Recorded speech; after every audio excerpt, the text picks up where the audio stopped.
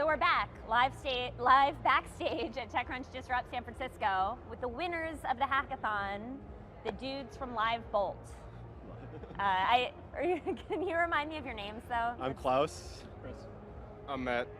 Great, and so Livebolt, you won. First, before we talk about how it feels to have won, explain to everybody who might not know, what is Livebolt? So Livebolt is basically we turn your smartphone into a door key. It's a way of taking a regular deadbolt that would be mounted on any number of millions of doors around America.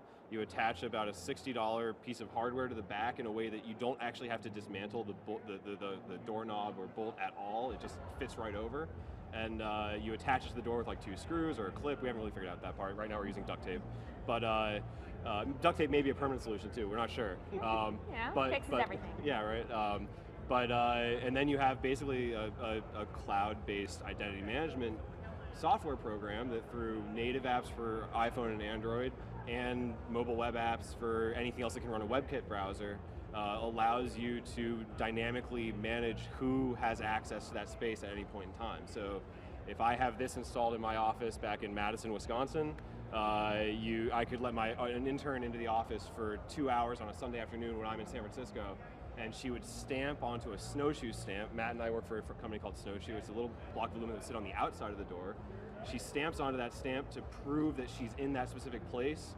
It pings our web service, authenticates that she has access to the space and that she's actually in the right physical location, and then actually hits what's called a little piece of hardware, kind of like an Arduino, but it's called an electric imp that actuates the door lock. Right, I know that we had seen you guys while you were working on it during the hackathon. I know a couple of especially our gadget guys and girls were really interested in what you were doing with the electric imp and all these things, and so it's cool that it's all come together. What did it feel like to win? Did you have an inkling that you would win?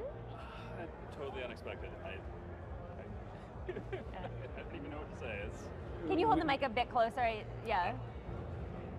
Speechless. I mean, we flew in from Madison, Wisconsin for this, mainly because we know that we need to participate in coastal markets to have success on the business development side. We're like, well, we're going to go to TechCrunch. We might as well fly in 2 days early and go to the hackathon because we love hackathons. I mean, we started our company in a hackerspace, Sector 67 in Madison, Wisconsin. So this is our roots, and I guess we never really thought that Midwest chops would hold up here in the tech supernova, but I guess they did. That's cool. And granted, we had some tech supernova skill on the team as well. Two team members. Okay. We definitely got to say thanks to the other 2 team members and our team for Snowshoe back home and everybody that supports us. So yeah, you guys here, this has been great. So thank you. Cool. Can $5,000, will that pay for your tickets having flown out early? Does it make it worth it? I don't know. Flights are kind of expensive. It makes it worth it. We also want a MakerBot. Oh, you did? Yeah, so that's actually going to get donated back to the hackerspace that we came out of, and the $5,000, you live 4 blocks away, so it'll cover your travel costs. It'll do fine.